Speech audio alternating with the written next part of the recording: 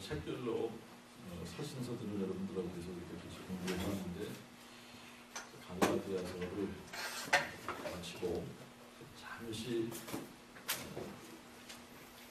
다른 주제들을 가지고 잠시 여러분들하고 말씀을 같이 공부를 하는데 Christianity 101 뭐 그런 파트이 될 것 같아요. 그 가장 기본적인 그 개념들인데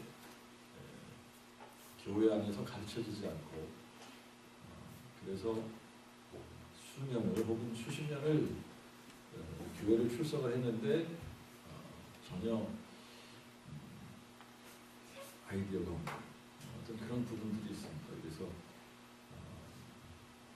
저희가 그런 부분들을 하나씩 좀 공부하고 나서 다시 서신서로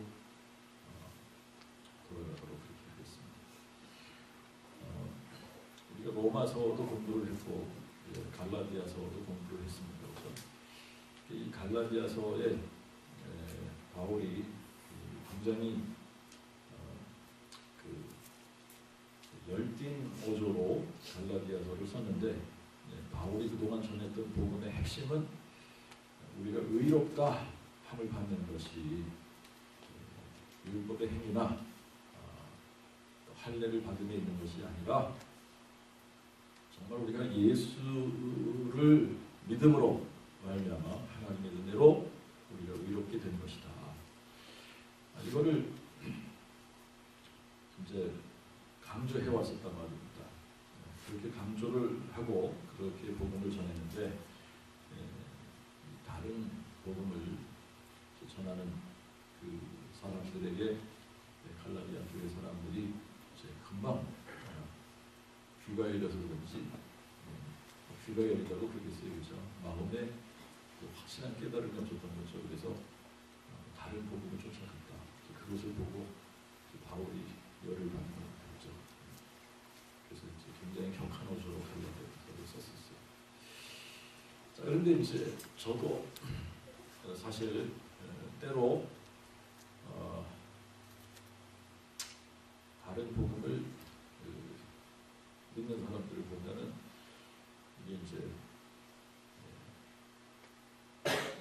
저도 그럴 때가 있단 말입니다. 우리가 교회를 출석하면서 가장 많이 사용하는 단어를 뽑으라 그러면 예수 그리스도, 예수 그리스도, 예수 그리스도 이 말을 가장 많이 사용하는 단어예요. 자, 그런데 어떤 것을 제가 많이 발견하느냐면 교회를 오래 출석을 했는데 예수 그리스도가 무슨 의미인지 전혀 그 의미를 파악하지 못하는 그런 경우가 허다하다는 거죠. 예수 믿는 것이 어떤 의미인지 모르고 예수를 믿는 그런 경우가 허다하다. 그런 걸 너무나 많이 봤어요.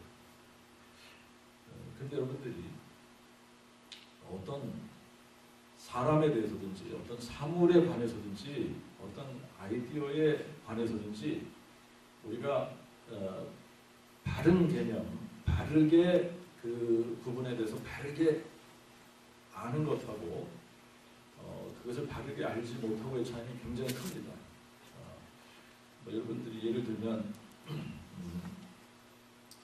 학교에서 공부를 하는데 그런 사람들이 있거든요. 학교에서 공부하면서 교수가 렉처를 쭉 했습니다. 그죠? 그런데 잠시 졸았든지 뭐 귀에 들어오지 않든지 그래서 그 강의 내용을 미스했어요.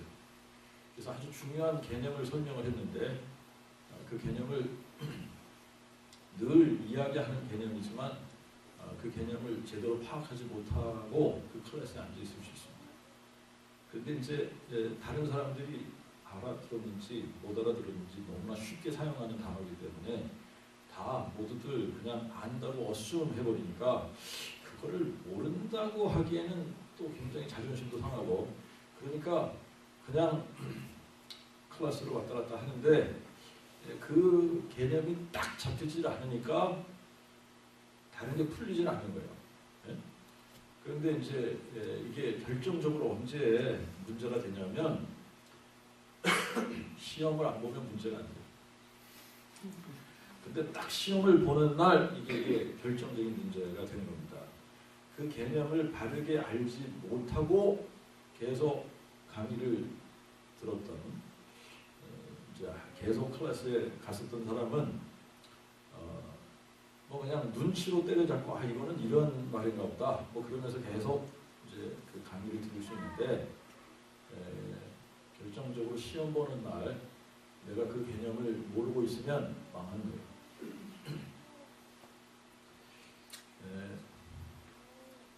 우리가 이제 예수를 믿는다 하는 말도 같은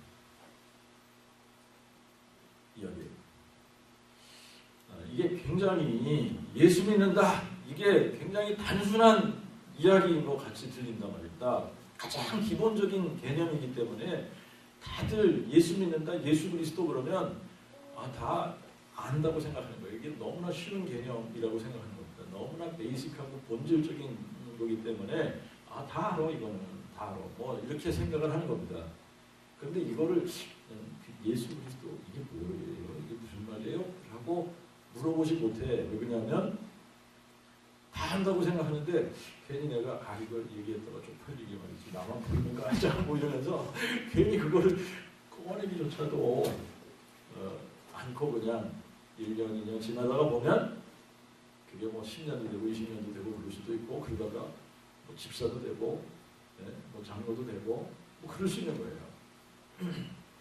그런데 이게 이제 시험이 없으면 그냥 무사 통과입니다. 그냥 10년이고 20년이고. 그런데 결정적인 순간이 다가온단 말이죠. 그게 언제냐? 천국 문 앞에서 문제가 되는 거예요.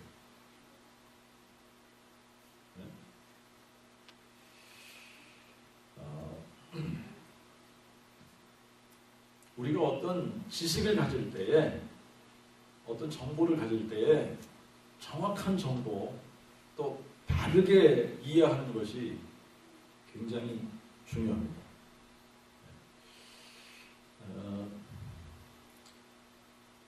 우리가 지식을 가질 때 정확한 개념을 파악하는 것이 굉장히 중요합니다.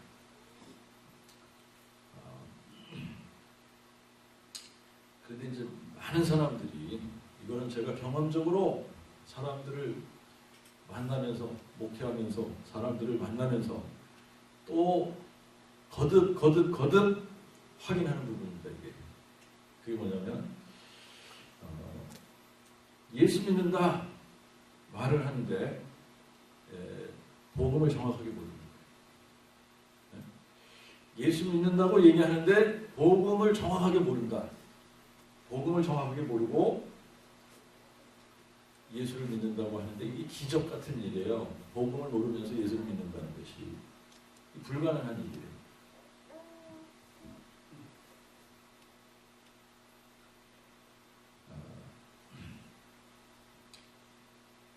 거의 대부분 복음을 들었는데 깨닫지 못한 건지 아니면 복음을 못 들은 건지 아니면 바르게 누군가가 정확하게 찍어주지 않은 건지 모르겠어요. 어떤 건지. 그런데 그 교회 공동체라고 하는 그 교회 공동체 안에 속해 있는 수많은 사람들이 이 복음의 가장 본질적인 이 내용을 파악하지 못하고 교회 생활을 하고 있다. 안타까운 일이에요. 여러분 복음을 가장 간단하게 복음의 본질을 가장 핵심적으로 단 두 단어로 복음을 설명하라 그러면 예수 그리스도입니다. 그게 복음이에요. 그런데 예수 그리스도가 복음인데 예수 그리스도가 뭔지를 몰라. 그러면 복음을 모르는 거예요. 여러분 제가 복음의 내용을 창세기부터 시작해서 쫙 그냥 장황하게 설명을 해서 몇 시간 설명할 수 있어요. 그죠? 그런데 그 몇 시간 동안 복음의 내용을 설명할 수도 있지만 그것을 함축해서 1초 안에 복음을 이야기할 수도 있습니다. 그 창세기부터 시작된 이 복음의 내용을 다 함축해서 그냥 두 단어로 이야기한다 그러면 예수는 그리스도. 그러면 복음의 내용을 이해한 사람은 그게 무슨 말인지 알아들어야 돼요.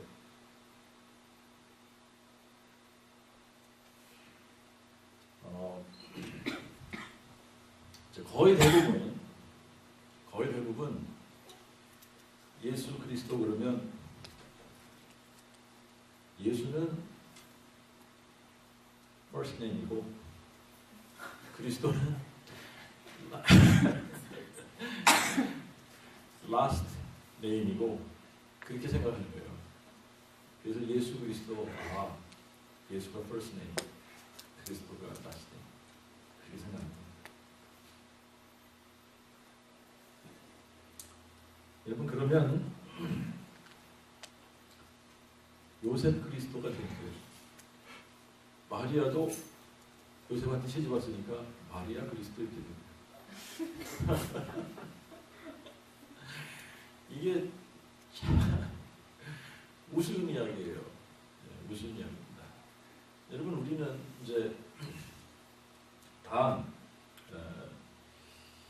이제 first name 있고 last name 있고 그렇기 때문에 사람들이 대충 예수 그리스도 그러니까 그렇게 어쌔움 해버리는 겁니다. 어쌔움. 그게 어쌔움하고 1년 2년 누군가 그것을 지적해주지 않고 가르쳐주지 않고 확실하게 복음을 전해주지 않으면 그런 식으로 생각하면서 10년도 20년도 가는 거예요.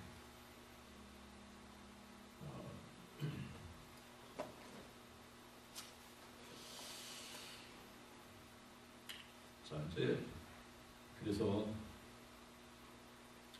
이 부분을 제가 오늘 가장 기본적인 개념 그리고 가장 복음이 함축되어 있는 두 단어이기 때문에 이 부분을 여러분들에게 좀 설명을 하고 싶습니다. 사람들이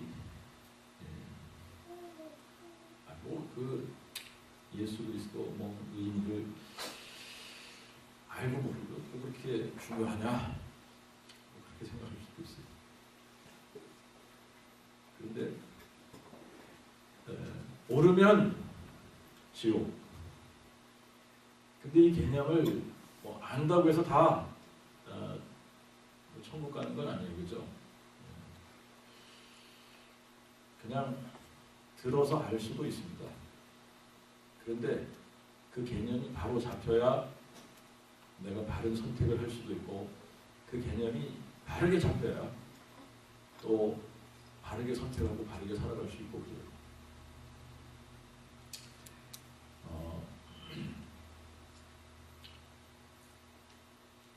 자, 마가복음 1장 1절에 보면 마가복음 1장 1절에 이렇게 기록되어 있습니다. 하나님의 아들 예수 그리스도 복음의 시작이라. 하나님의 아들 예수 그리스도 복음의 시작. 여러분들이 복음서를 읽다가 가장 간략한 문체로 어떤 개념을 아주 간단하게 이렇게 찝어주는 복음서가 마가복음이에요. 그러니까 복음서 시작할 때 이제 우리 말하고 헬라어하고 이게 어순이 조금 다릅니다, 그죠? 어순이 조금 달라요. 다른데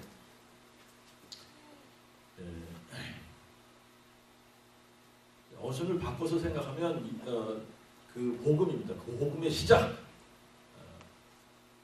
복음의 시작. 예수 그리스도 하나님의 아들.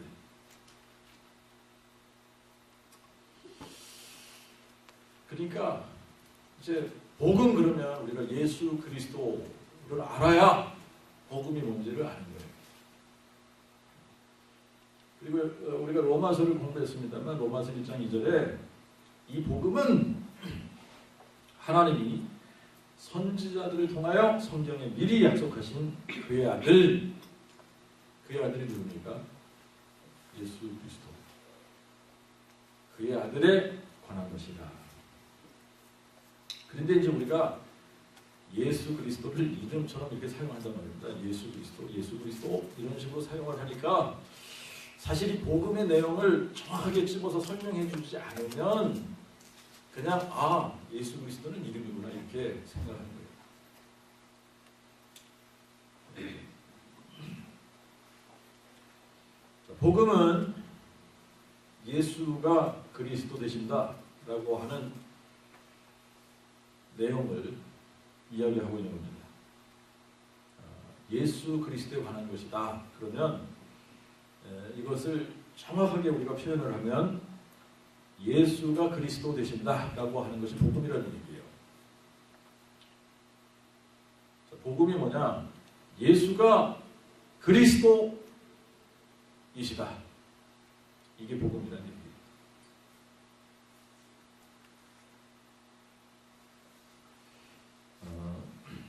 사도행전에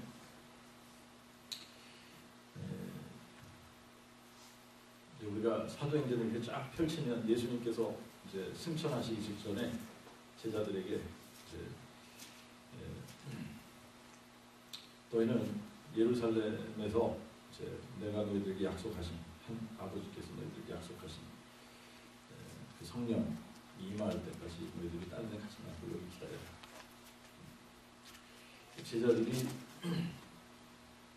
예루살렘에 계속 머물면서 함께 마음을 합하고 힘을 합해서 기도하다가 보니까 하나님께서 약속하신 그 때가 됐습니다. 이것도 이제 사람들이 굉장히 잘못 푸는 부분 중에 하나요. 특히 오순절 계통의 목회자들이 아주 이런 식으로 해석을 많이 합니다. 제자들이 마음을 합하고 그냥 힘을 합해서 열심히 기도했기 때문에 성령을 받았다 이렇게.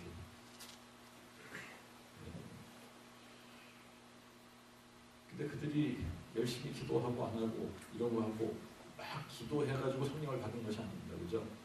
그냥 하나님께서 정리해 놓으신 그 때가 있어요, 그죠? 그 때까지 기다리면 성령 받는 겁니다.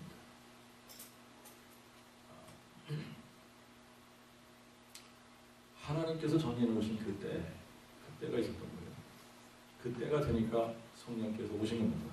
성령께서 오셔서 정말 예수를 그리스도로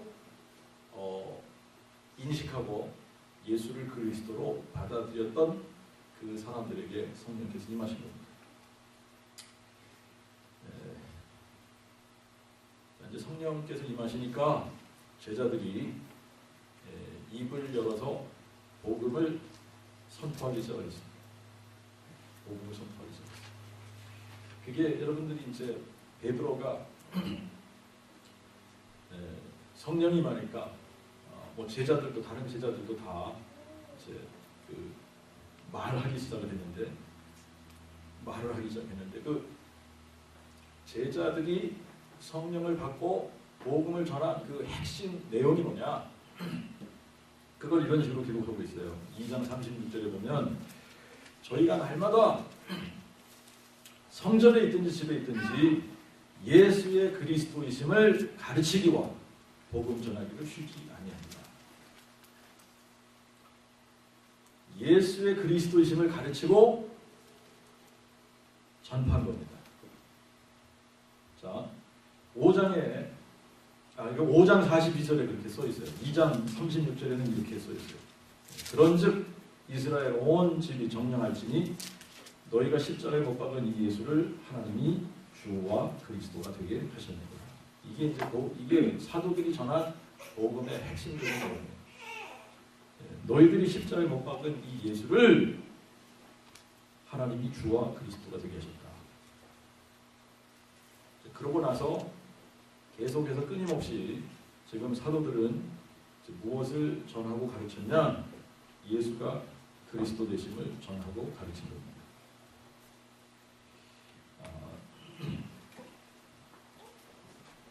자, 그러니까 이제 우리가 성경을 읽다 보면 예수 그리스도 이렇게 표현을 하는 부분도 있고 그리스도 예수 이렇게 표현하는 부분도 있습니다. 그죠?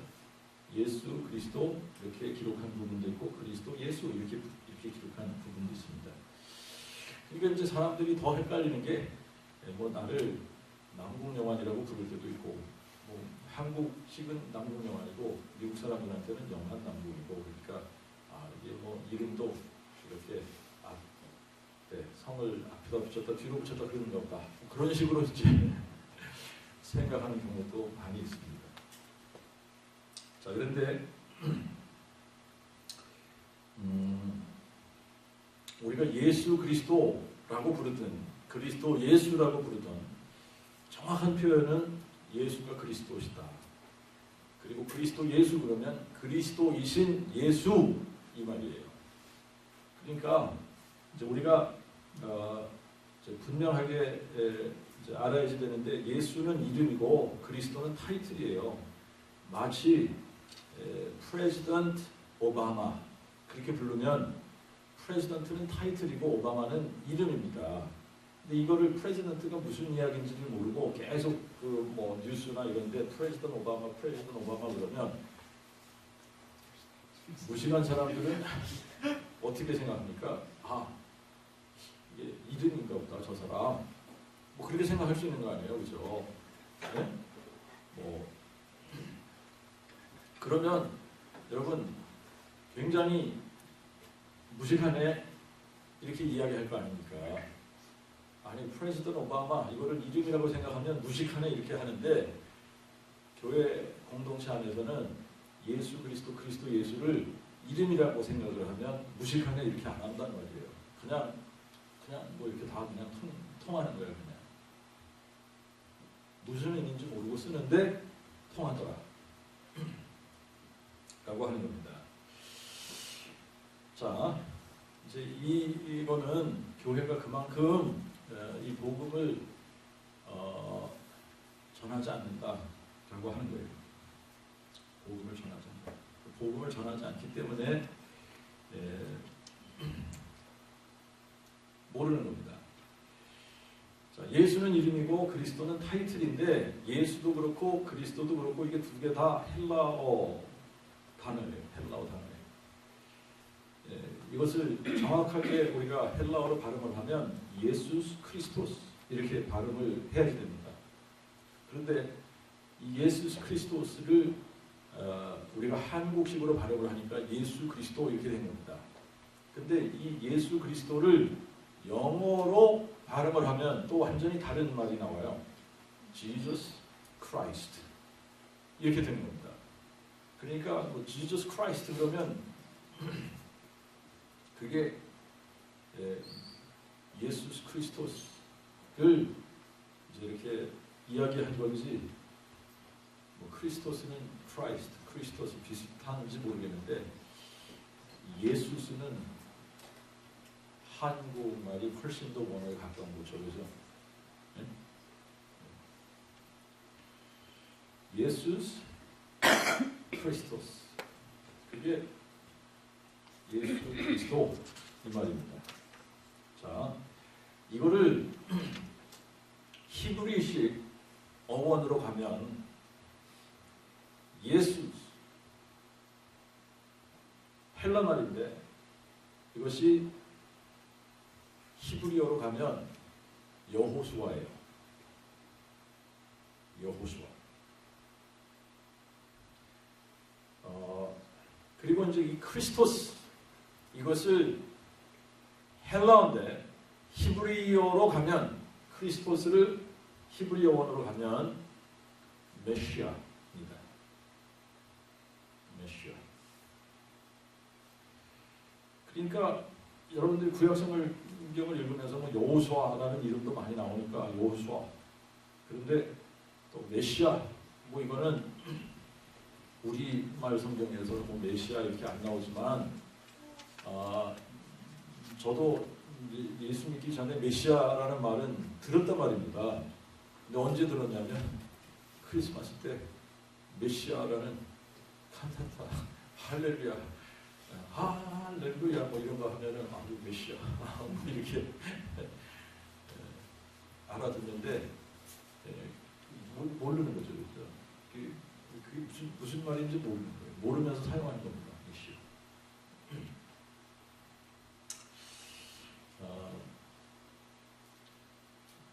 그래서 이제 이 복음의 내용이 이 두 글자 예수 크리스토스 여기에 딱 함축돼서 들어가 있는데 예수라는 이름의 뜻이 뭐냐? 그러면 여러분들이 사전을 찾아보면 예수라는 이름의 뜻은 여호와는 구원이심 이 말이에요. 여호와는 구원이시다 이 말입니다. 자, 그리고 그리스도 혹은 메시아 이 뜻을 여러분들이 사전에서 찾아보면 기름 부음을 받은 이 말이에요. 그러니까 기름 부음을 받은 자, 영어로 the anointed one 그렇게 표기되어 있습니다. 그 기름 부음을 받은 자 타이틀이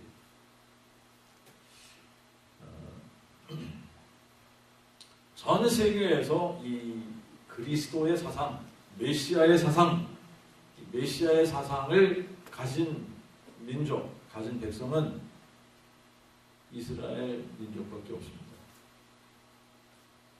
유대인들에게만 메시아 사상이 있어요. 여러분 한국 역사를 다 뒤집어봐도 메시아 사상은 없습니다. 중국 역사를 다 뒤집어봐도 메시아 사상은 없어요. 그 어느 나라의 역사를 다 뒤집어봐도 메시아 사상은 등장하지 않습니다. 그러니까 우리가 메시아가 누군지 그리스도가 누군지 모르는 게 너무나 당연한 거예요.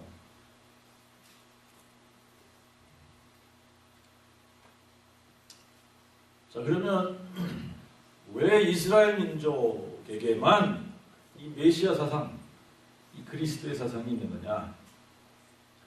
자, 이유는 간단합니다. 그들이 하나님의 거룩한 백성으로 택함을 받았기 때문에 하나님과 언약 관계에 들어가면서 하나님께서 이 백성들을 통해서 누구를 주시려고 계획을 하셨느냐면 메시아, the anointed one, 기름 부음을 받은 자를 바로 이 유대인들을 통해서 이스라엘 민족을 통해서 메시아를 등장시키실 계획을 하셨기 때문에 이스라엘 민족들에게 이스라엘 백성들에게는 분명하게 메시아 사상을 심어주셨어야 했습니다.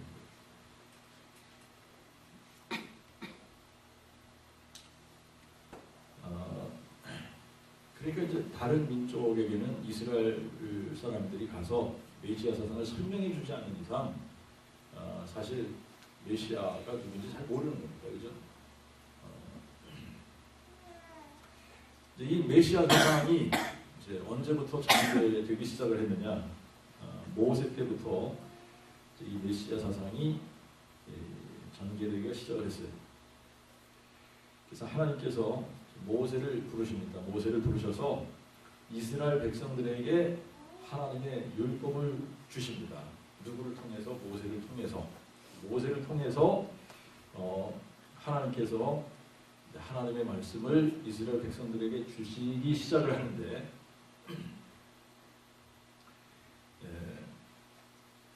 이 모세라고 하는 사람이 앞으로 오실 그 메시아의 프로토타입으로 등장을 하는 사람이에요. 그래서 여러분들이 이제 한번 찾아가서 읽어봅시다. 신명기 18장 한번 찾아가서 신명기 18장 15절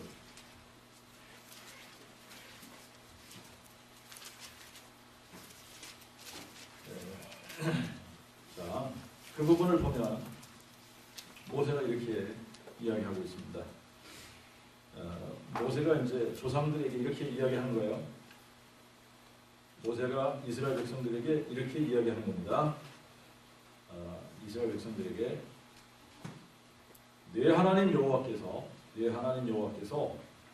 너희 곧 네 형제 중에서 나와 같은 선지자 하나를 내게 일으키시리니 너희는 그를 들을지어다. 그렇게 얘기합니다. 그죠? 모세가 이스라엘 백성들에게 하나님 여호와께서 너희 곧 내 형제 중에서 나와 같은 선지자 하나를 내게 일으키시리니 너희는 그를 들을지니라. 그래서 이제 이스라엘 백성들 사이에는 가장 위대한 영적인 지도자를 한 사람 딱 꼽으라 그러면 모세입니다. 모세가 이스라엘 민족 가운데 가장 위대한 영적인 지도자인데 그들에게 기다려지는 사람이 한 사람이 있는데 어떤 사람이냐? 모세와 같은 선지자 하나를 이스라엘 백성들 중에서 이스라엘 유대인들 중에서 한 사람을 하나님께서 세우시리라 라고 하는 겁니다. 자, 그런데 모세가 여기서 뭘로 표현이 됐습니까? 선지자로 표현이 됐어요. 선지자. 그러니까 모세가 나와 같은 선지자. 그러니까 모세가 뭐라는 거예요? 선지자라는 거예요. 선지자. 나와 같은 선지자 하나를 너희 중에, 너희 형제 중에, 이스라엘 백성 중에 일으키시는데 그러면 그의 말을 들어야 됩니다.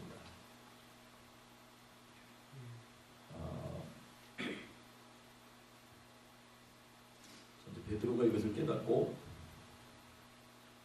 오순절날 성령의 감동으로 설교하기 시작을 할 때에 인용한 성경 말씀이 바로 신명기 18장 15절 말씀입니다. 사도행전 3장 22절에 보면 이 말씀을 인용하는 거예요. 이 말씀을 모세도 실로 조상들에게 말하되 여호와 너희 하나님이 너희를 위하여 너희 형제 가운데서 나 같은 선지자 하나를 일으키시리니 너희는 무엇이든지 그가 말하는 모든 것을 들을지니라. 그러면서 누가 지금 모세가 이야기한 바로 나와 같은 그 선지자다 라고 지금 이야기하고 있는 거냐면 너희가 십자가 못 박아 죽인 그 예수 바로 그분이 모세가 이야기한 나와 같은 선지자 바로 그분입니다.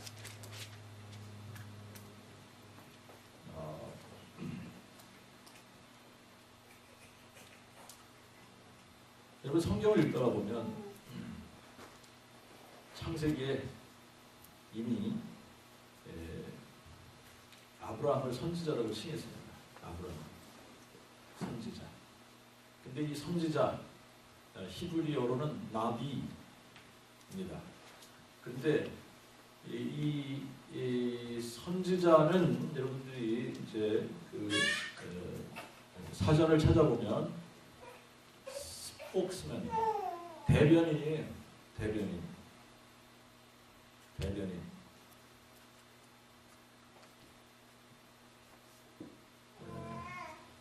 요즘 청와대 대변인이 한참 문제가 생겨서 뉴스에 자주 뜨긴 하지만 대변인 그리고 스포크스맨 대변인 프로페트. 그러니까 프로페트는 하나님을 대신해서 말하는 자가 선지자입니다. 이 선지자의 직분은 하나님 편에서 하나님의 말씀을 사람들에게 전달해주는 기능을 하는 그 직분이 바로 선지자입니다. 선지자. 자, 그런데 하나님께서 아브라함을 선지자다. 선지자다. 분명히 아브라함이 잘못했어요. 아비멜렉에게 자기 아내를 동생이라고 속였습니다. 그래서 이제 사라를 뺏길 뻔했어요. 그죠? 뺏겼어요.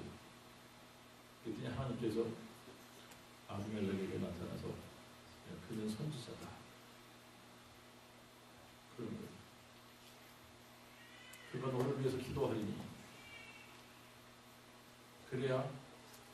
고침을 받을 거예요. 아브라함을 선지자라고 표현을 했습니다.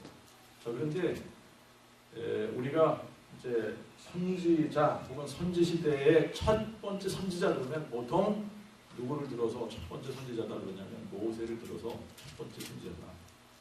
실질적으로 모세 때부터 하나님의 말씀을 이스라엘 백성들에게 배워내주는, 여러분들이 출애굽기를 읽다가 보면 모세가 부름을 받고 그 다음에 이제 이스라엘 백성들에게 보냄을 받은 다음에 이제 신의 산을 올라갔다 내려갔다 올라갔다 내려갔다 그러면서 하나님께 말씀을 받아서 이스라엘 백성들에게 얘기해주고, 그죠?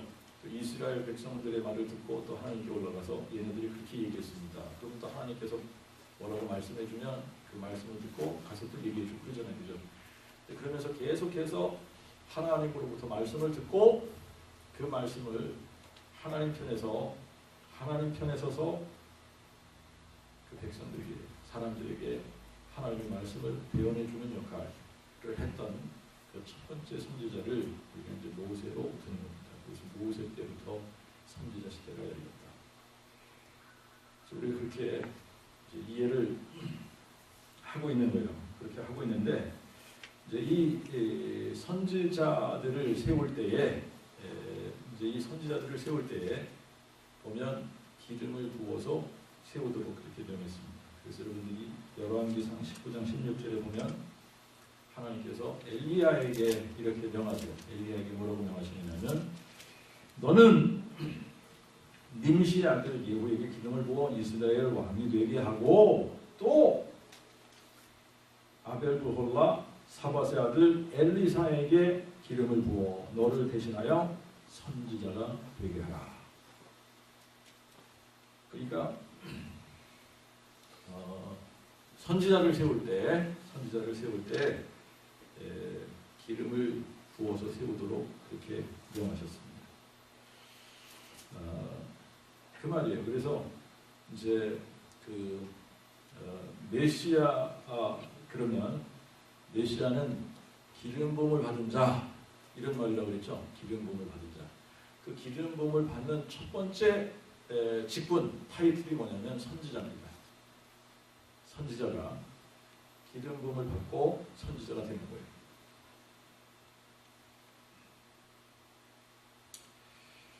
자, 그러니까 이 메시아 기름 부음을 받은 자는 이 세상을 구원하고 다스리는 것만 위해서 오시는 것이 아니라 메시아는 하나님의 말씀을 선포하기 위해서 오시는 분이다. 하나님의 말씀을 대언해 주기 위해서 오시는 분이다.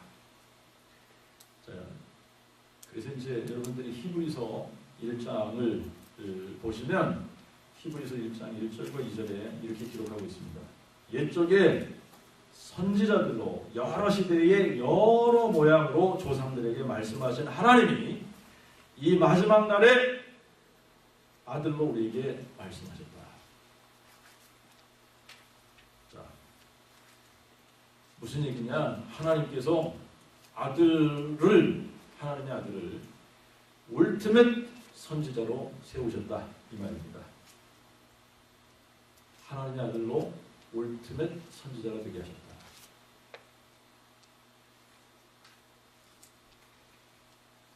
자, 이제 그래서 지금 이 선지자, 프로페트, 선지자, 이 선지자의 직분이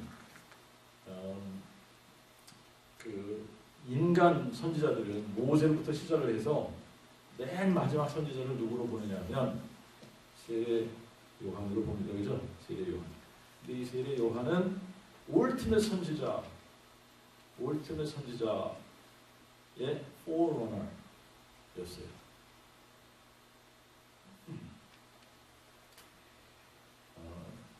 그래서 이제 예수님께서 오셔서 이 지상에 계실 때에 하셨던 그 지상에 계시면서 공생애의 3년 반 동안의 삶을 사시면서 하신 사역의 거의 대부분의 사역은 그분이 선지자적인 사역을 하신 겁니다. 뭐 하신 거예요? 하나님 편에서 천국 복음을 선포하신 거죠. 그죠? 말씀을 가르치고 전파하고 그렇게 하신 거예요. 이제 이렇게 예수님께서 이렇게 백성들을 모아놓고 하나님의 말씀을 대언하고 가르쳐주고 천국 복음을 선포하고 그러니까 이 서기관들이나 바리새인들이나 유대인들 합기에 가르침을 받던 이 이스라엘 백성들이 다른 것을 느꼈습니다. 다른 것. 예수님의 티칭에는, 예수님의 그 가르침에는 뭔가 다른 것이 있다.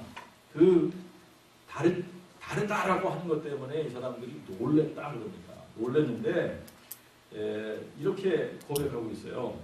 예수께서 이 말씀을 마치시면 이제 산상수훈을 좀 이제 듣고 나서 백성들이 이제 무슨 이야기를 하느냐면 말씀을 마침에 우리가 그 가르침에 놀래니 이는 그 가르치시는 것이 권세 있는 자 같고 서기관들과 같지 아니합니다. 울티밋 선지자로 오셔서 하나님의 말씀을 선포하고 대언하니까 권세 있는 가르침, 권세 있는 자와 같다. 다른 거였어요.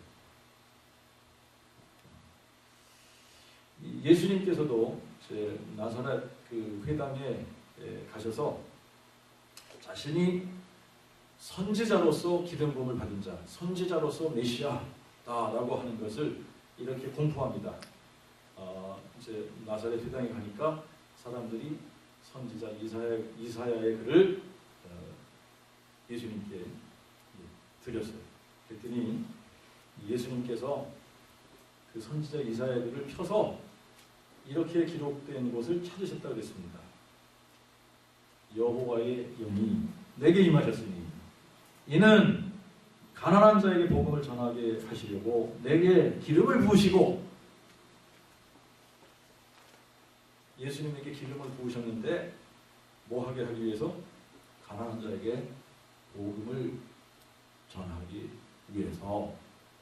그러니까 여러분, 예수님께서 선지자적 천국 복음을 선포하고 백성들에게 하나님 나라의 이 메시지를 선포하고 가르치기 위해서 기름 부음을 받았다라고 하는 겁니다.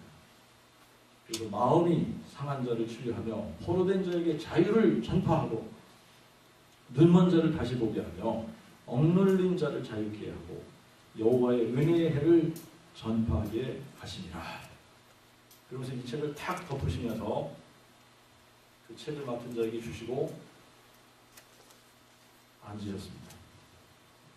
그랬더니 회당에 앉은 사람들이 예수님을 쫙 주목하는 거예요. 도대체 이분이 무슨 말씀을 하려고 하나?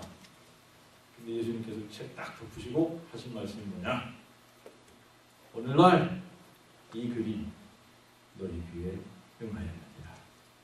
오늘날 이 예언의 말씀이 너희 눈앞에서 성취됐다.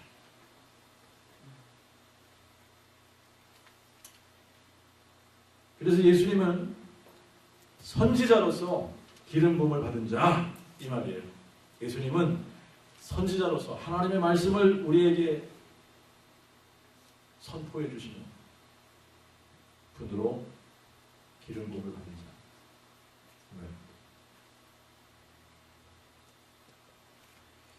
자, 이제 두 번째 기름 부음을 받는 직분이 있습니다. 그게 제사장 직분이에요. 제사장 직분. 출애굽기 29장을 보면 제사장 위임식에 대한 규례가 나옵니다.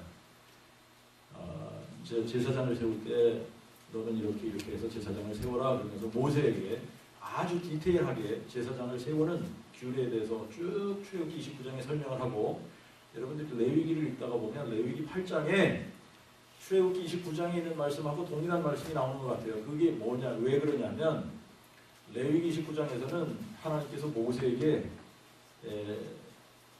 제사장을 임명할 때는 이런 식으로 해, 그리고 디테일한 인스트럭션을 주신 거고, 레위기 8장에서는 직접 모세가 출애굽기 29장에 있는 그 말씀 그대로 아론과 아론의 아들들을 제사장으로 위임하는 장면이고 그래요.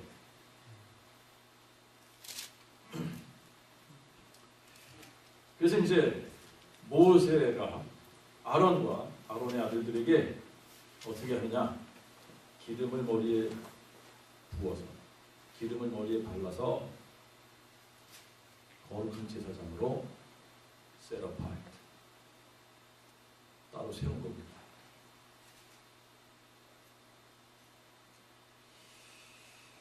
자, 선지자의 기능은 하나님 편에서 하나님의 말씀을 백성들에게 선포해 주는 거다 그랬습니다. 그죠?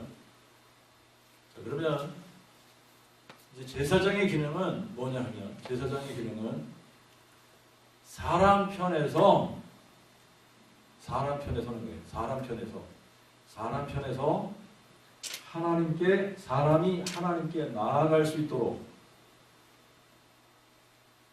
도와주는 기능을 하는 직분이 제사장.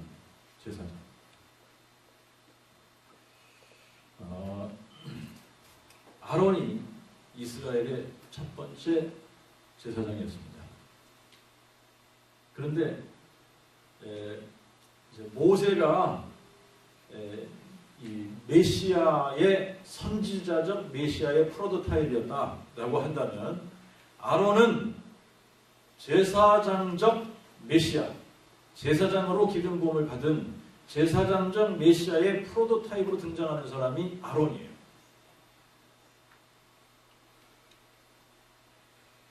자, 그런데 이제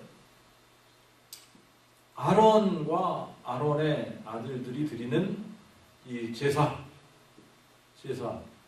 그리고 성경에 나오는 모든 제사의 이 내용들이, 제사 제도가 다 모형이었다라고 하는 겁니다.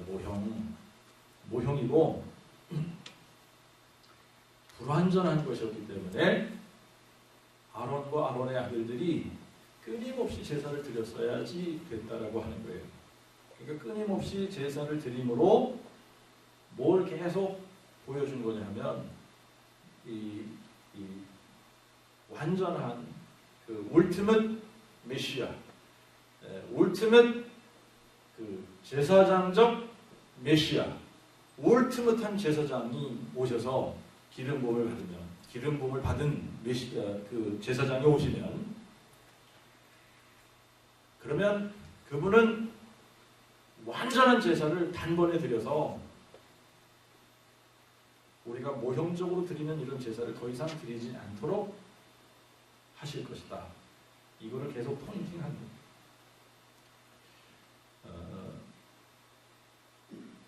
자, 그래서 이제 이스라엘 백성들에게는 제사장들이 계속 등장을 해서 울티밋 그 제사장적 메시아가 등장을 하실 때까지 이스라엘 백성들은 계속해서 끊임없이 모형의 제사를, 불완전한 제사를 매일 드리고 절기마다 드리고 매년 드리고 안식일마다 드리고 그렇게 했어야지 됐던 겁니다.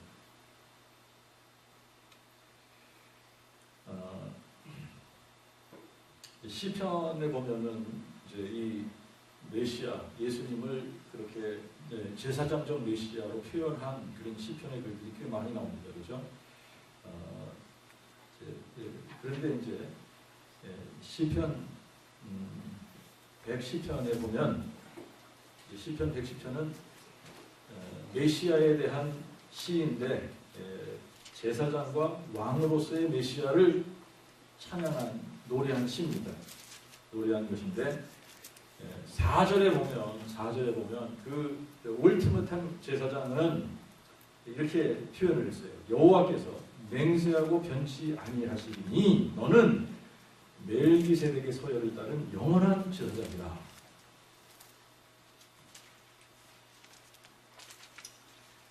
자, 이것을 히브리서에서 디테일하게 설명하는 겁니다. 히브리서에서 이 부분을 잘 설명을 해주는데, 이제 11장, 2장, 10장을 보면 이제 이 부분을 쭉 설명을 하면서 뭐라고 하느냐면, 만약에 레위 계통의 제사장 아론의 자손들을 통해서 제사를 드리는 이 제사가 완전한 것이라면, 그래서 레위 계통의 제사장을 통해서 온전함을 받을 수 있다면, 울티메트한 제사장이 나올 필요가 없다는 겁니다. 그렇죠? 그런데 이것이 불완전하고 온전하지 않기 때문에 아론의 서열을 따라서 제사장이 아닌 영원성을 가진 멜기세덱의 서열을 따른 다른 한 제사장이 세워질 필요가 있었다라고 하는 거예요.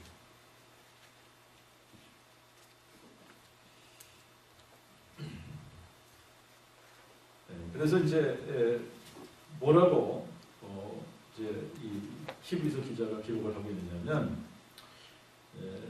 이제 이 10편 4절을 인용하면서 너는 멜기세덱의 서열을 따른 영원한 제사장이라 하신 것 같이 이게 누구에 대해서 이렇게 지금 예언한 말씀이냐면 예수에 대해서 기록한 말씀이다라고 하는 겁니다. 예수에 대해서. 그래서 오직 예수는 여호와께서 맹세하시고 후회하지 아니하시리니 너는 멜기세덱의 서열을 따른 영원한 제사장이라 하신 하나님의 맹세로 되신 것이다.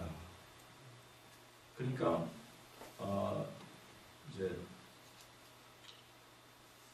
구약에서 얘기한 아론의 서열을 따른 불완전한 제사장이 아닌 멜기세덱의 서열을 따른 온전한 완전한 울티메트한 제사장이 바로 예수시다. 이 얘기를 하는 겁니다.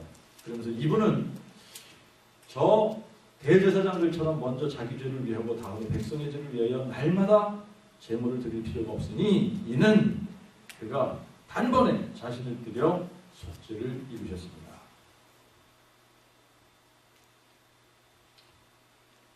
구약에 나오는 그 아론의 반차를 따른 그 아론의 자손들 제사장들은 불완전하고 온전하지 않은 모형의 제사를 드린 사람들이기 때문에 자기를 위해서도 매년 속죄의 제사를 드렸어야 되고 백성들을 위해서도 매년 속죄의 제사를 드릴 뿐만 아니라 매일 속죄의 제사를 드렸어야 돼요.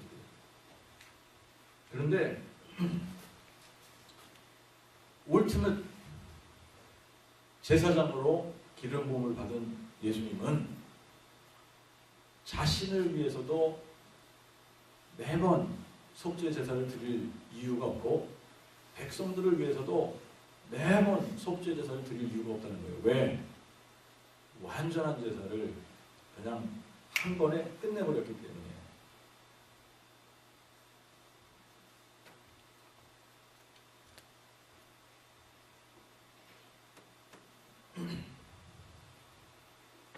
자, 이것을 굉장히 그래픽하게 표현한 예언의 말씀이 이사야 53장입니다. 이사야 53장에서 그 울티밋 메시아께서 오셔서 직접 자기 자신이 제물이 돼서 속건 제물로 자기 자신을 드릴 것에 대해서 이사야 53장에 아주 그래픽하게 이 부분을 이제 기록하고 있어요.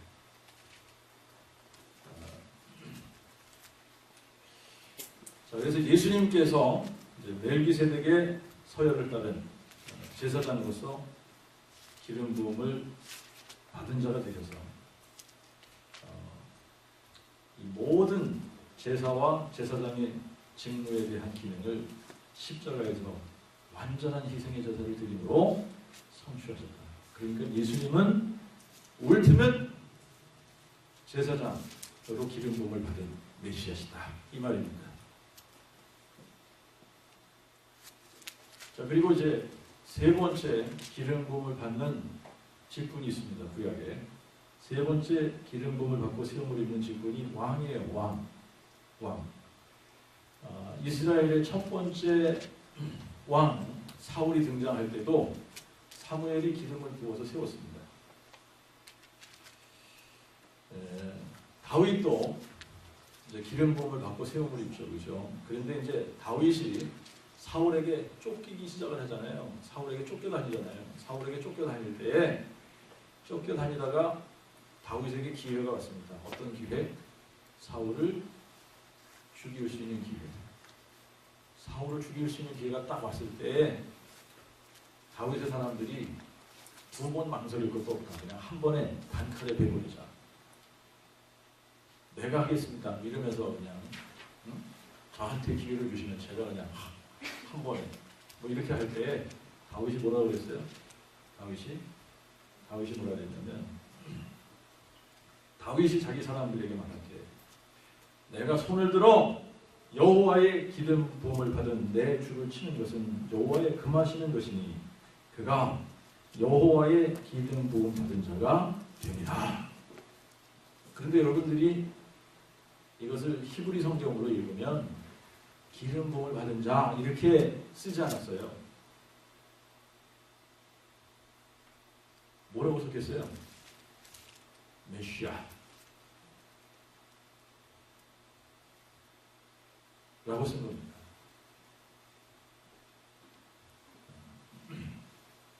기름 부음을 받은 자 메시아 그 말이. 이 시편에는 이 왕으로서의 기름 부음을 받은 메시아에 관한 내용이 많이 등장하고 사무엘 하에서는 하나님께서 다윗에게 직접 언약을 맺으면서 메시아 기름 부음을 받고 다윗의 보좌에 앉을 그 메시아가 다윗의 자손으로 등장할 것이다 라고 하는 약속을 주셨습니다. 그렇죠?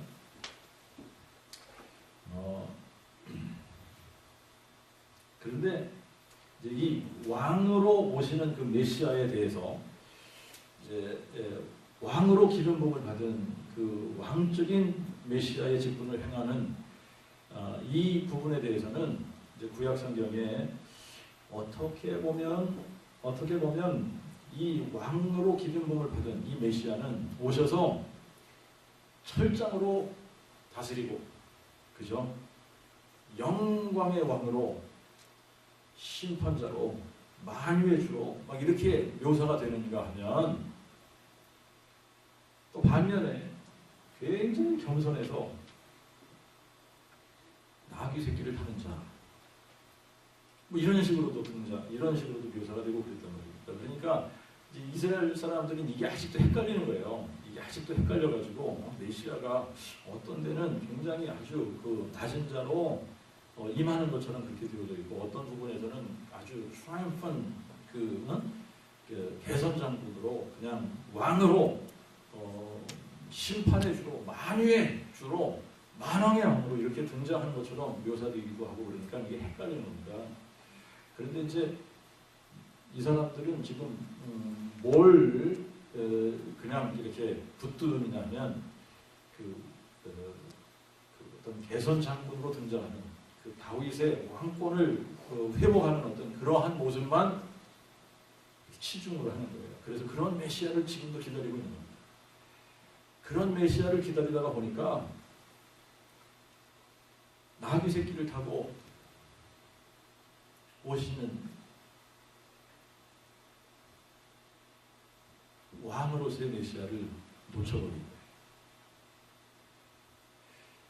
그런데 뭐 메시아를 기다리는 유대인들이라면 스가랴 9장 9절 말씀이 메시아에 관한 것이다라고 하는 것을 다 알아요. 자,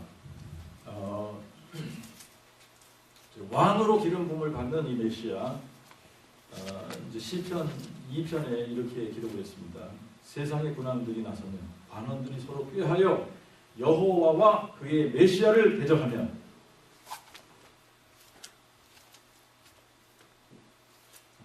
세상의 군왕들과 관원들이 서로 꾀해서 누구를 대적한다? 메시아를 대적한다. 여호와의 기름 부음 왕으로서 등장할 때는 그분을 대적하게 되어져 있고, 이 메시아가 누구냐?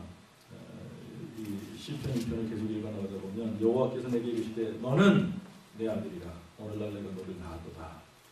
그래서 이 왕으로 왕적인 메시아로 등장하는 이 메시아에 대해서는 하나님께서 하나님의 아들이라고 묘사하고 있다라고 합니다. 그런데 이 메시아에 대해서 참 이상한 이 왕적인 이제 기능을 하는 그 메시아로 등장하는 그 메시아가 다윗의 자손으로 나시겠다라고 예언을 했는데 다윗은 시편 110편에서 그 메시아를 자기의 주로 고백했다 이 말이에요. 그러니까 이것도 아이러니컬한 거죠. 그러니까 참 이해가 안 되는 부분입니다. 사람의 머리로는 그 메시아가 다윗의 주가 되시면서 동시에 또 뭐가 되세요? 다윗의 자손이 되시는 거예요. 그러니까 이게 참 헷갈리는 부분입니다. 다윗이 주로 고백을 했는데 그분이 또 다윗의 자손으로 오신다라고 하는 겁니다. 그러니까 뭐밖에는 답이 없느냐? 다윗의 주이신 그 메시아가 성육신 하는데 성육신 하실 때에 인간으로 오실 때 누구의 자손으로 오신다는 겁니까? 다윗의 자손으로 오신다. 이거밖에 답이 없는 거죠. 그죠? 근데 그 부분을 이제 마태복음에서는 예수께서 다윗의 자손으로 오셔서 합법적으로 다윗의 보좌에 앉으시는 그 메시아다라고 하는 것을 프루브하는 것이 마태복음.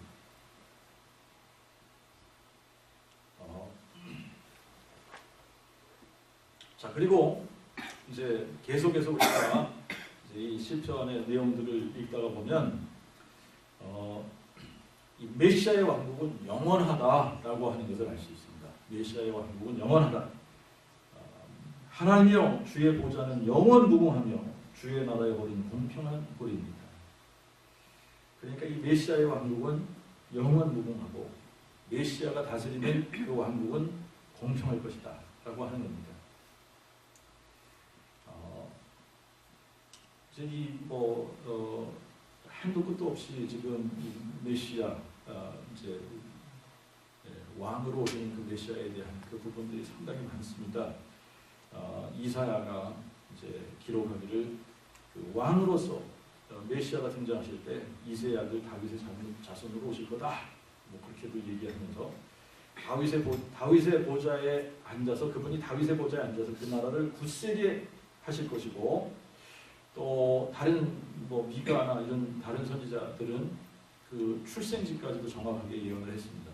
다윗의 고향 베들레헴에서 출생하실 것도 예언을 하고 또 이제 예레미야를 읽다가 보면 22장 5절과 6절에 이렇게 표현했습니다. 보라, 때가 이르리니 내가 다윗에게 한 의로운 가지를 일으킬 것이라. 나 여호와의 말이라. 그가 왕이 되어 형통하며 세상에서 공평과 정의를 행할 것이요 그의 날에 유다는 구원을 받겠고 이스라엘은 평안히 거할 것이며 그의 이름은 여호와 우리의 의 여호와 찌케누라고 불리우리라. 그리고 이제 아까도 이야기했듯이 스가랴 9장 9절에는 시온에 따라 크게 기뻐할지어다 예루살렘에 따라 즐거이 부를지어다 보라 내 왕이 내게 임하나니 그는 공의로우시며 구원을 베풀며 겸손하여 나귀를 타시나니 나귀의 작은 것 곧 나귀 새끼니라.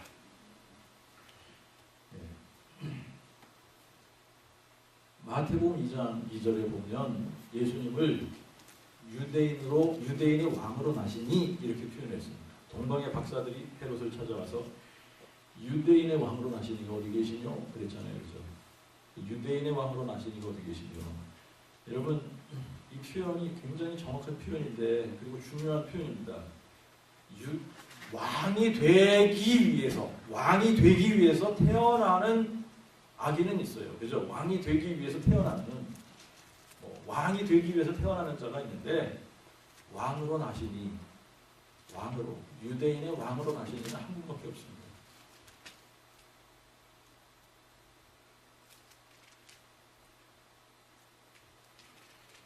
자, 유대인의 왕으로 나셨습니다. 유대인의 왕으로 나셨는데 예수님의 왕권을 유대인들도 거부하고 로마 사람들도 거부하고 다 거부한 거예요.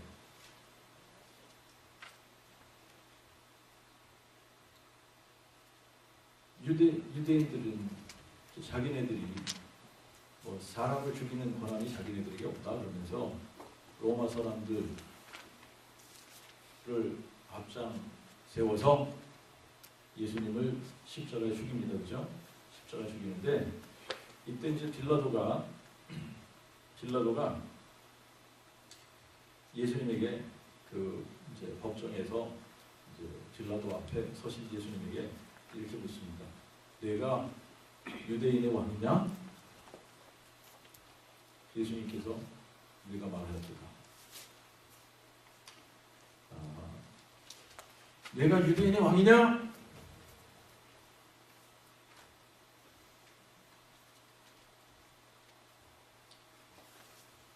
예수님은 분명히 유대인의 왕이죠. 만왕의 왕이시죠. 유대인들도 예수님의 왕권을 거부했고 로마인들도 예수님의 왕권을 거부한 겁니다. 그래서 십자가 처형을 하면서 예수님의 머리 위에 패를 하나 붙였습니다. 뭐라고 붙였어요? 나사렛 예수 유대인의 왕. 그렇게 써서 붙였죠. 나사렛 예수 유대인의 왕. 자, 유대인들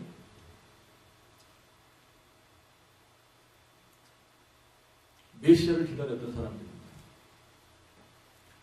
유대인들은 메시아를 기다렸던 민족이에요. 그들에게 1500년 동안 메시아의 사상이 깊이 자리를 잡았던 민족입니다. 그래서 그들은 메시아를 기다렸는데 어떤 메시아를 기다렸느냐? 한 분으로 선지자와 제사장과 왕의 직분을 다 한 몸에 이 세 직분을 다 감당하는 그 메시아를 기다렸던 겁니다. 자, 그런데 실제로 그들에게 이 세 직분을 다 감당하신 메시아, 그 기름 부음을 받은 자, The Anointed One, 그 메시아가 그들에게 오셨을 때에 정작 그들의 메시아를 보았을 때에 이스라엘 백성들은 예수님을 자기들의 메시아로 받아들이기를 거부했습니다. 자, 이게 요한복음 1장 11절의 말씀이에요. 여러분들 요한복음 1장 11절에서 읽어보시죠. 자, 요한복음 1장 11절. 그가 자기 땅에 오매 자기 백성이 영접지 아니하였으나. 그거가 누굽니까? 예수님이에요. 그렇죠? 예수님이 자기 땅에 자기 백성에게 오셨습니다.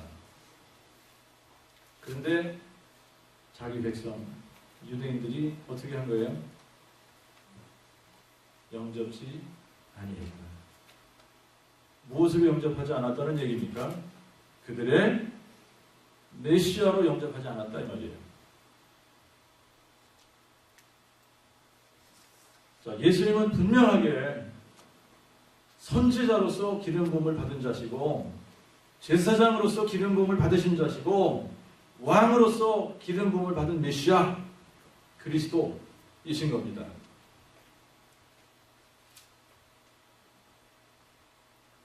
굉장히 인트레스팅한 이제 성경 본문이 있는데 히브리서 9장에 보면 24절부터 28절에 그리스도께서 나타나셨다라는 단어가 3번 사용이 됩니다. 3번 사용이 되는데 이제 그 시제가 굉장히 인트레스팅해요. 시제가 그리스도께서는 참된 것들의 모형인 손으로 만든 성소에 들어가지 아니하시고 오직 하늘 그 자체에 들어가서 이제 우리를 위하여 하나님 앞에 나타나시니라. 근데 이제 이 부분이 번역이 조금 잘못됐어요. 영어 성경으로 여러분들 보시면 now to appear 그렇게 번역이 됐습니다.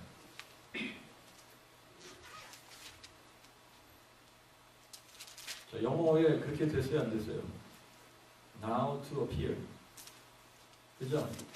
그렇게 되겠죠? 나타나셨느니라가 아니라 어떻게 돼요?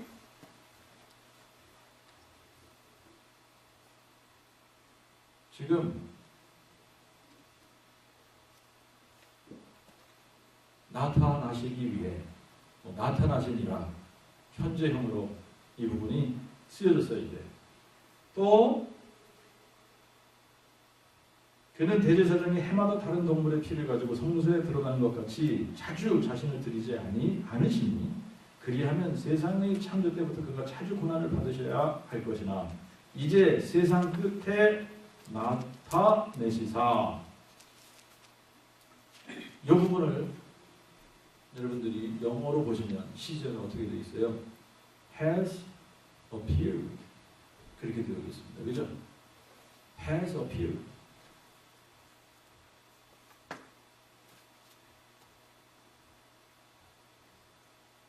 자, 그러니까 세상 끝에 나타내시사. 시제를 좀 고쳐야 되겠죠. 그죠? 단 한 번 자신을 제물로 드려 죄를 없이 하셨느니라. 한 번 죽는 것은 사람에게 정하신 것이요 그 외에는 심판이 있나니 이와 같이 그리스도도 많은 사람의 죄를 담당하시려고 단 한 번 드린 바 되셨고 자기를 기다리는 자들로 구원을 이루게 하려고 죄와 상관없이 두 번째 나타나시리라. 영어로 보면 shall appear 그렇게 나왔습니다. 미래 시제로.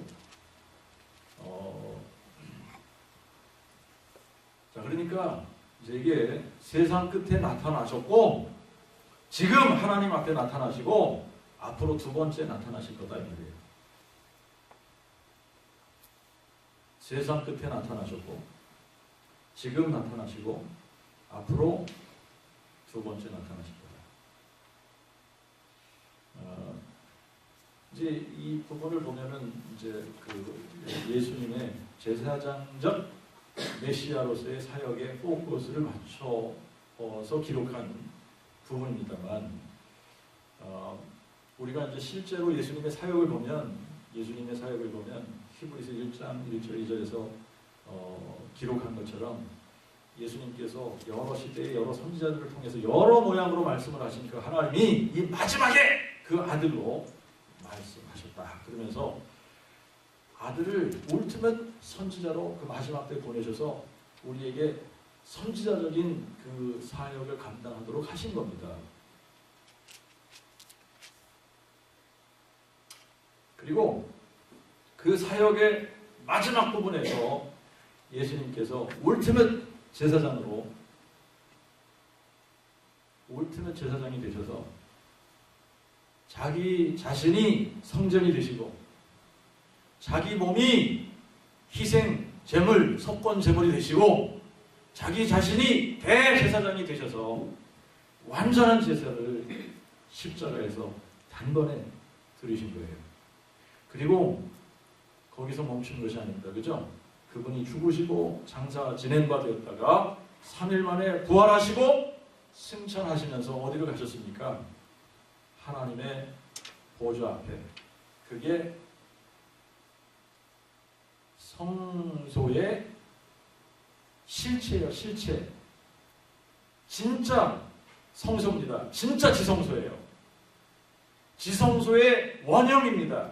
지성소의 원형, 하늘나라 하나님의 보좌 앞에 자신의 피를 가지고 직접 가셔서 그 보좌 앞에 자신이 흘린 그 완전한 피를 뿌리신 겁니다. 그래서 지금도 예수님께서 보좌 우편에 앉으사 뭐 하고 계시는 거예요? 우리를 위해서 제사장적 메시아로 우리가 하나님 앞에 담대하게 나아갈 수 있도록 사역하시는 메시아. 자, 그러니까 지금도 예수님은 무슨 일을 하고 계세요? 제사장적 기능을 하고 계시는 겁니다. 그죠?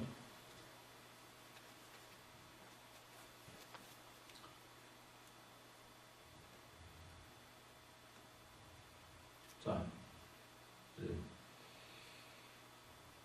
그러나 세상의 끝날이 되면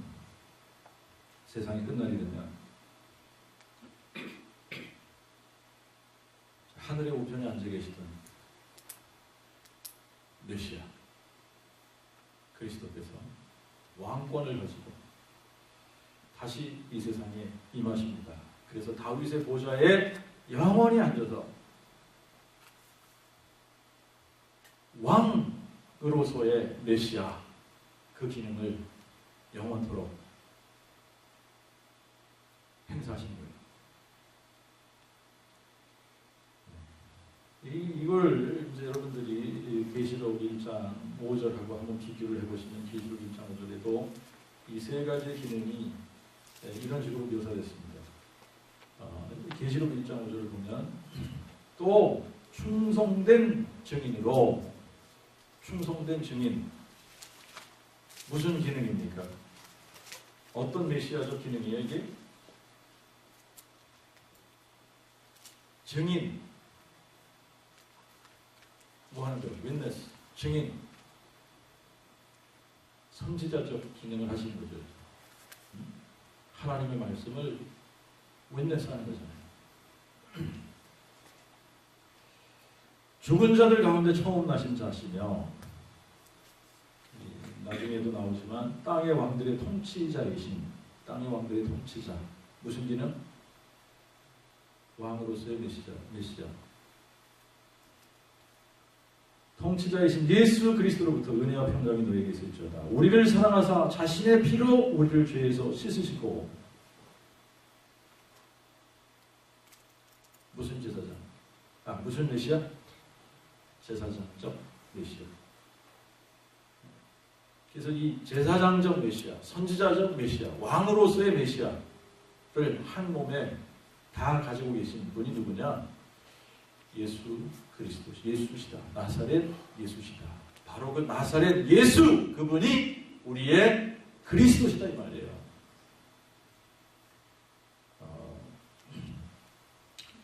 이제 구약 성경에 보면 제사장은 항상 레위 지파에서만 나옵니다. 제사장은 항상 레위 지파 아론의 자손들만 제사장이 될 수 있도록 하셨습니다. 왕은 항상 유다 지파 다윗의 자손으로만 왕이 되게 하셨습니다. 이것은 굉장히 이제 중요한 이유가 있어요. 왜 하나님께서 이렇게 어떤 제도적으로 왕 한 사람이 왕으로 이 다윗의 자손으로 등장한 사람이 왜 제사장 직분을 못하고 제사장 아론의 자손으로 등장한 이 사람이 왜 왕이 되지 못하게 하셨느냐? 이거 굉장히 중요한 이유가 있습니다.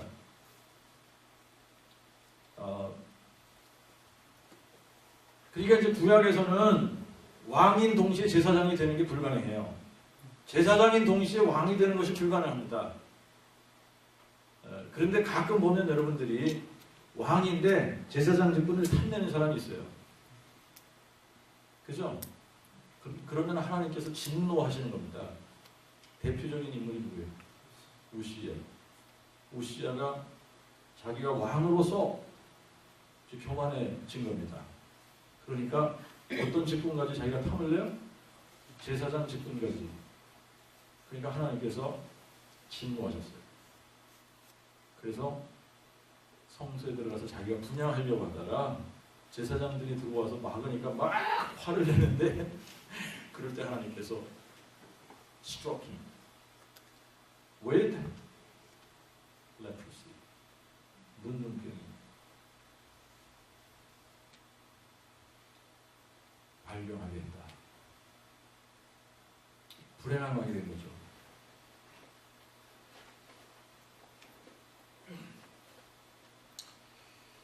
여러분, 하나님께서 왜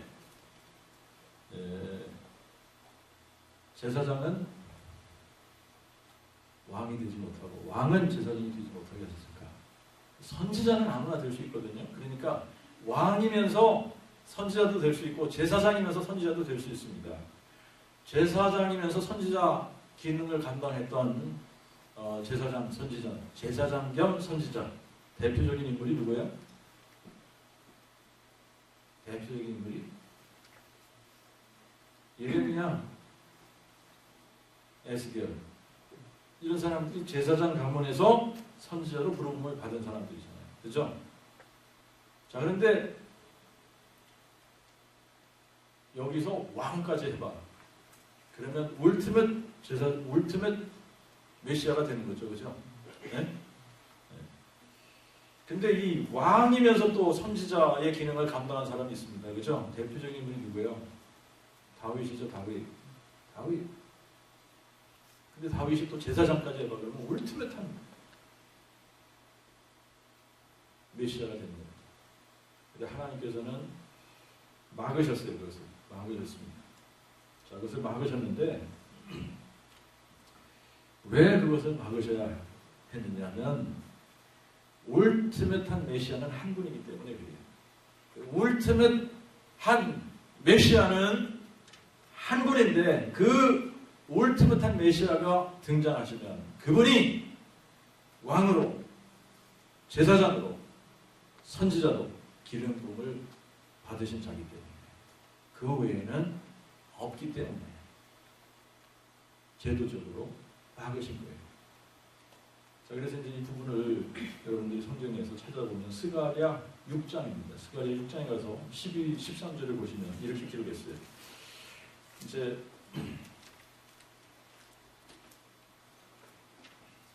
그 부분을 여러분들이 보시면 만군의 여호와께서 말씀하시되 보라 가지라 이름하는 사람이 자기 곳에서 솟아나서 여호와의 성전을 건축하리라. 그가 여호와의 성전을 건축하고 영광도 얻어 그 보좌에 앉아서 다스릴 것이요 그가 또 보좌에 제사장으로 있어 평화적인 협의를 그들 둘 사이에서 이루리라 하셨다 하고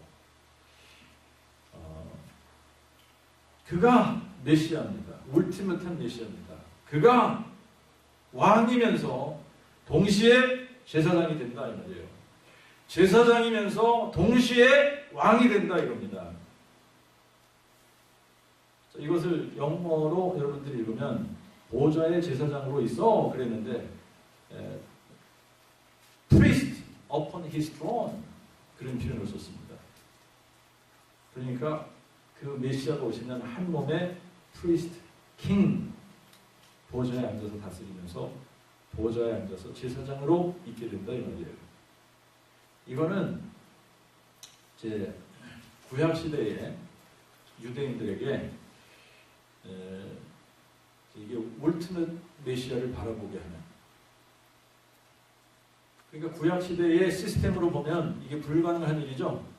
제사장이 왕이 되고 왕이 제사장이 되고 이게 불가능한 일이에요.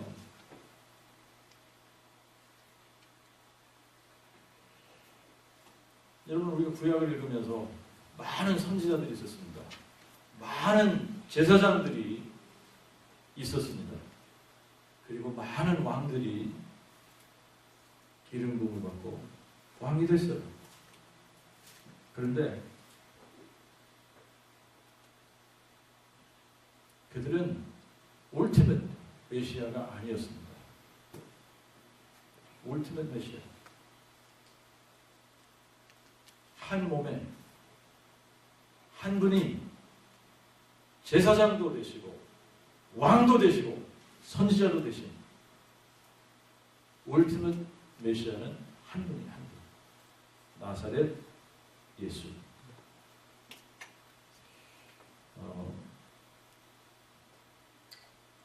자, 그래서 이제 예수님에 대해서 표현을 할 때 He was, He is, and He will be 이런 표현이 쓰여지는 부분들이 있죠. 그래서 He was, and is to come. 그분은 이제 이런 의미예요. 이제 한때는 선지자로 기능을 하시다가 또 한때는 제사장 직분만 하시다가 한때는 마지막에는 이제 왕으로 기능을 하실 거다 이 얘기가 아니라 그분은 처음부터 He was 그분은 처음부터 ultimate 선지자로 제사장으로 왕으로 기름 부음을 입은 자입니다. 그리고 He is 그분은 지금 울티밋 선지자로 우리에게 하나님의 말씀을 주시는 분이고, 지금 하늘 지성소에서 우리를 위해서 중보하시는 기름 부음을 받은 제사장이시고, 그분은 지금 우리를 통치하시는 기름 부음을 받은 왕이시다 이 말이에요. 그리고 그분은 앞으로도 영원토록 우리에게 영원한 하나님의 말씀을 대언하시는 기름 부음을 받은 선지자시고, 우리의 죄의 문제를 영원히 책임지시는 영원한 울티밋한 대제사장이시고, 그분은 우리를 영원토록 통치하시고 다스리시는 영원한 왕이시다 이 말이에요. 자,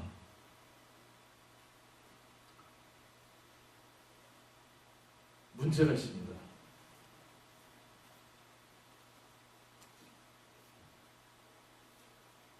이 울티밋 메시아께서 이 땅에, 자기 땅에 자기 백성에게 오셨어요. 근데 뭐가 문제입니까? 사람들이 그분을 거부했다. 이게 문제입니다. 사람들이 그분을 거부했다. 자기 땅에 자기 백성에게 오셨는데 사람들이 영접하지 아니하였다 이 말입니다. 예수님을 영접하지 않았다. 예수님을 뭘로 영접했어야 돼요? 울티밋 메시아, 기름 부음을 받은 자, 선지자로, 제사장으로, 왕으로 기름 부음을 받은 자로 영접했어야지 되는데 영접하지 않았다라고 하는 겁니다. 영접하지 않았다.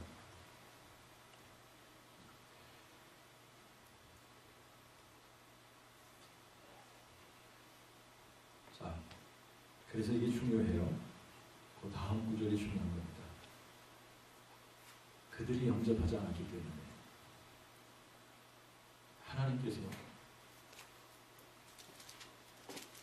모든 사람들을 대상으로 초청장을 보내신 겁니다.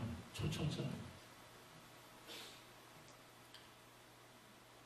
그들이 자기 땅에 자기 백성에게 메시아로 오신 그분을 영접하지 않았기 때문에 그때부터 영접하는 자, 누구를?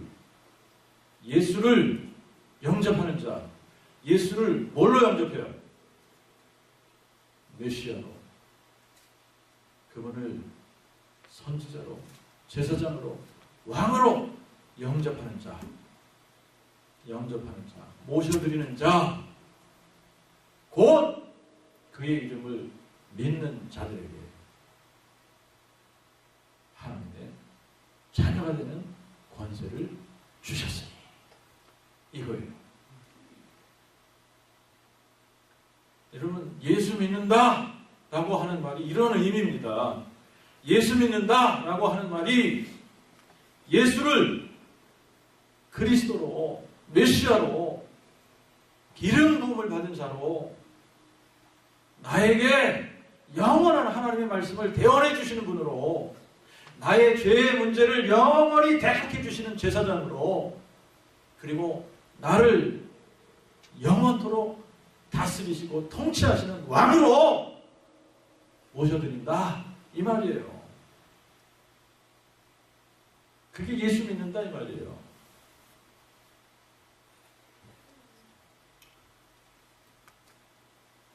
여러분,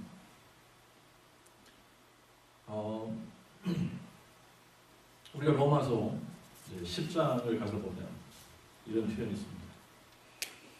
내가 만일 내 입으로 주 예수를 시인하며 또 하나님이 그를 죽은 자 가운데서 살리신 것을 내 마음에 믿으면 구원을 받으리니 사람이 마음으로 믿어 의에 이르고 입으로 시인하여 구원에 이르느니라.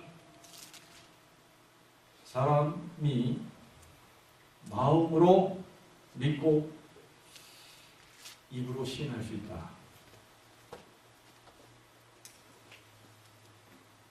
자기 마음속에 예수님을 진정으로 메시아로, 왕으로, 선지자로, 제사장으로 모셔드리지 않은 사람은 마음으로 믿을 수 없습니다. 근데 교회 안에 이런 사람들이 너무나 많은 거예요. 마음으로 모셔드리지 않았는데 입으로만 시인하는 사람들이 있어요. 마음은 없는데 입으로만 시인해요. 입으로 시인하는데 진짜 믿지 않는, 이게 한낱 종교생활이라는 거예요. 종교생활. 여러분, 우리가 예수를 믿는 것은 종교생활이 아니다 그랬습니다. 예수를 믿는 것은 예수님과 퍼스널하게 인격적인 릴레이션십, 관계를 맺는 것이다 그랬습니다. 이것은 다른 거예요. 여러분, 제가 여러분들에게 사진 한 장을 보여드리려고 사진을 찾으려고 하다가 시간이 없어가지고 그냥 왔는데, 무슨 사진이냐면 제가 지미카로하고 찍은 사진이에요. 제가 지미카로랑 찍은 사진이 있다니까요. 지미카로하고 찍은 사진이 분명히 있습니다.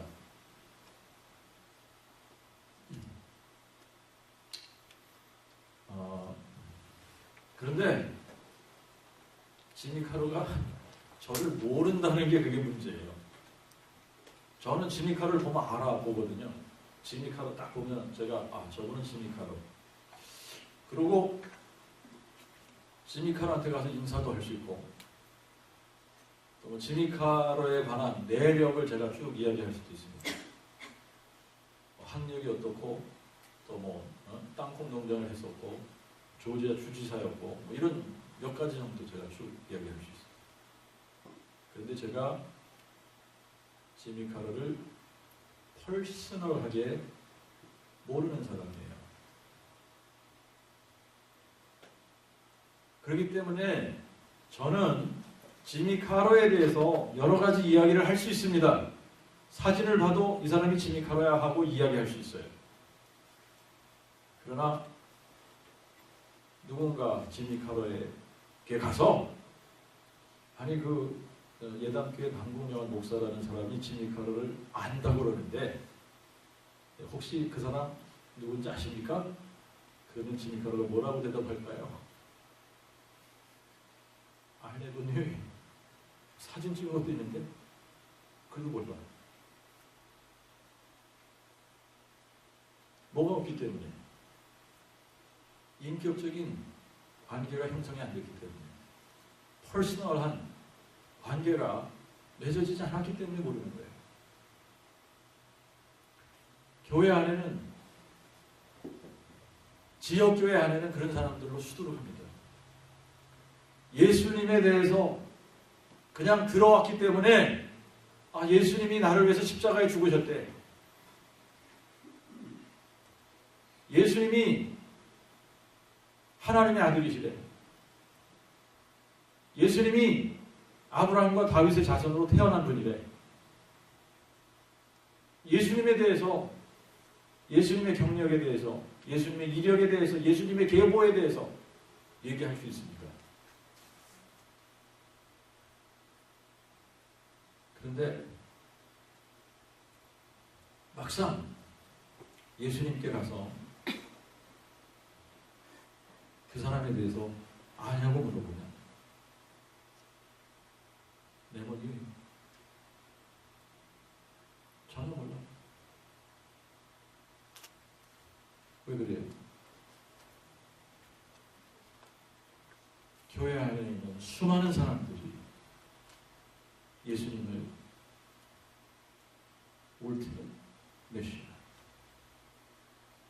자기에게 생명의 말씀을 전해주는 선지자로, 자기의 죄의 문제를 영원토록 대속해주고 책임져주는 대제사장으로, 그리고 자기의 인생을 지금부터 영원토록 다스리고 통치하는 올드한 주권자 왕으로 모셔드리지 않았기 때문에 인격적인 관계가 형성이 안 됩니다. 퍼스널한 릴레이션십이 맺어지지 않은 거예요. 입으로는 고백할 수 있어요. 그러나 중요한 것은 마음으로, 여러분의 마음으로 믿었느냐 이 말이에요. 자, 이제 여러분들이 고쳐서 읽어야지 되는 부분이 있습니다. 제가 너무나 유명한 성경 구절을 여러분들에게 읽어드릴게요. 그러면 제가 읽을 때 여러분들이 고쳐서 읽으셔야 됩니다. 믿는다라고 하는 그 부분이 나올 때마다 여러분들은 제가 지금 여러분들에게 말씀드린 그 부분을 생각하면서 고쳐 읽어야지 돼요. 그 부분을 바른 개념으로 들어야지 됩니다. 요한복음 3장 16절은 너무 잘 알려진 성경 말씀이에요. 그렇죠? 자, 읽어드릴게요. 하나님이 세상을 이처럼 사랑하사 독생자를 주셨으니 이는 저를 믿는 자마다, 여러분 나름대로 믿는 거는 이런 거야 라고 생각하면 잘못된 겁니다. 저를 믿는 자마다. 그러면 여러분들이 저를 믿는 자마다 그 부분을 어떻게 여러분들이 고쳐서 이해해야 되죠? 성경적인 개념으로 바르게 고쳐서 이해해야 됩니다. 어떻게? 저를, 예수를 그리스도로, 울티밋 메시아로 나에게 영원한 생명의 말씀을 공급해 주시는 기름 부음 받은 선지자로, 나의 죄의 문제를 영원히 대속해 주시고 책임지시는 대제사장으로, 그리고 나를 지금부터 영원까지 다스리시고 통치하시는 왕으로 모셔드린 자는 이 말이에요. 그렇게 여러분들이 바르게 생각할 수 있어요. 그게 믿는다, 저를 믿는다 이 말이에요. 저를 믿는 자마다 멸망치 않고 영생을 얻게 하십니다. 그렇게 여러분들이 고쳐서 생각하는 습관이 들어야 되고, 그렇게 이해하지 않으면 여러분 나름대로 믿는다라고 하는 것을 여러분 나름대로 생각하는 겁니다. 그러다가 시험 문제가 딱 나오게 되면 망한다니까요. 우리는 정확하게 알고 있어야 돼요. 성경대로 알고 있어야 돼요. 그리고 바르게 믿어야 돼요.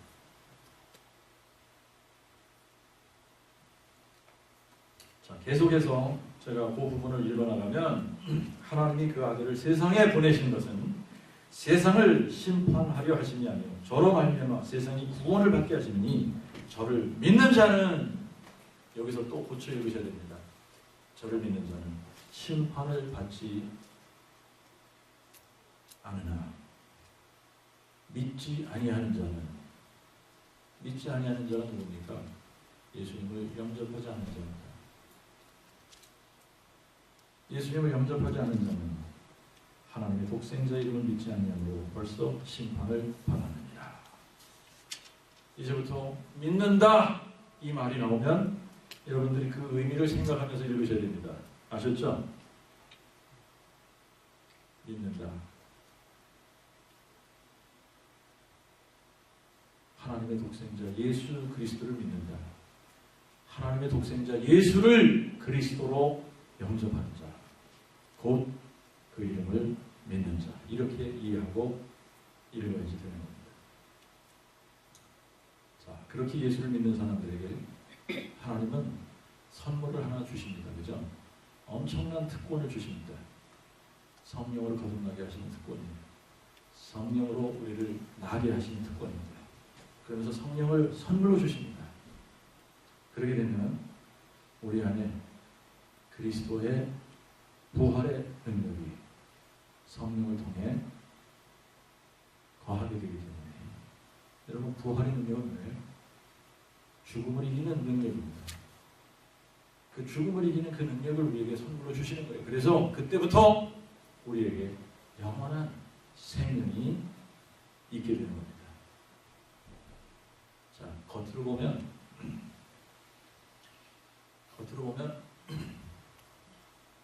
다 똑같은 육체를 가진 사람들이기 때문에 그 안에 성령이 계신지 안 계신지 어떻게 할 거예요?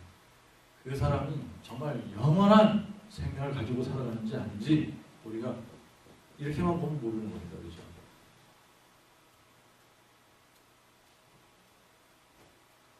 그런데 우리 안에 성령께서 계시면 분명하게 성령의 인도하심을 받게 돼요. 성령의 인도하심을 받는 자는 분명하게 하나님의 말씀으로 인도함을 받습니다.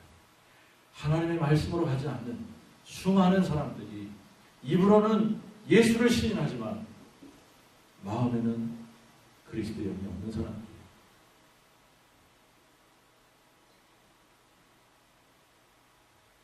우리가 성령의 인도하심을 받으면 그때부터 우리의 마음대로 살지 않습니다.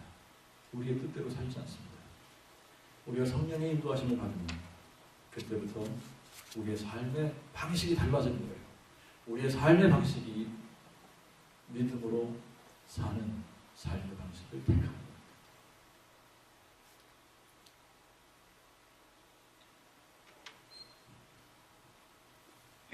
이것이 그동안 로마서와 갈라디아서를 통해서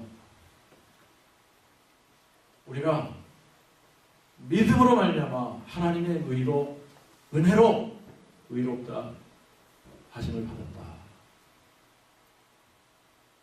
라고 하는 의미예요. 우리 안에 성령께서 계셔서 우리가 성령의 인도하심을 따라가면 예수를 누구라고 고백할 수밖에 없죠? 그리스도, 메시아. 예수는 나의 메시아. 예수는 나의 그리스도. 예수는 그리스도. 그래서 그분의 통치를 받는 삶의 스타일을 따르는 겁니다. 그래서 달라질 수밖에 없는 거예요. 이것이 열매로 드러나지 않으면 우리 안에, 우리 마음 가운데 참된 믿음이 없는 거죠.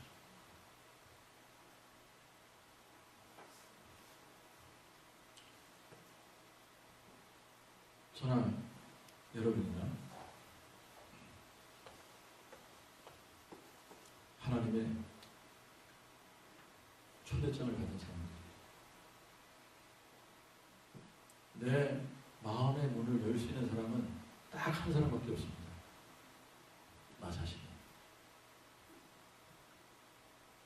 내가 내 마음의 문을 열어드리지 않으면 예수님은 절대로 force를 사용해서 문을 부시고 들어오시는 분이 아닙니다. 그분은 인격적이신 분이시기 때문에 절대 문을 부시고 강제로 침입하시는 분이 아니에요.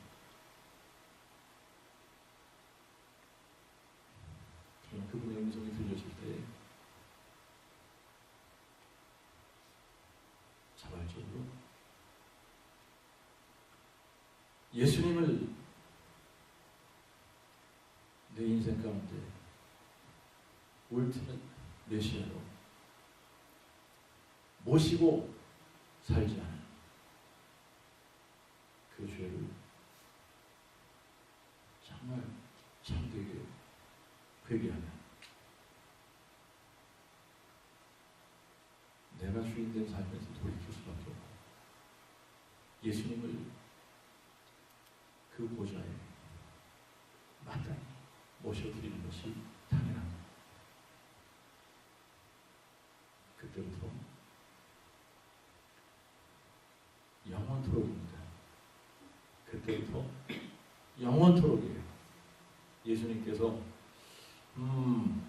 지금 회개하니까 내가 들어가나 그랬다가 또 말 안 듣네 떠나야지 그러고 떠나시는 분이 아니에요. 여러분들이 참된 마음으로 정말 회개하고 예수님을 마음속에 그리스도로 영접하면 그분은 영원토록 우리와 함께 하십니다. 같이 기도하겠습니다.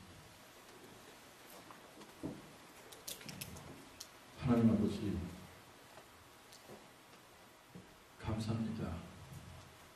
어제나 오늘이나 영원토록 변함없으신 하나님, 그 하나님을 저희들이 인격적으로 만나게 하시고 그리고 더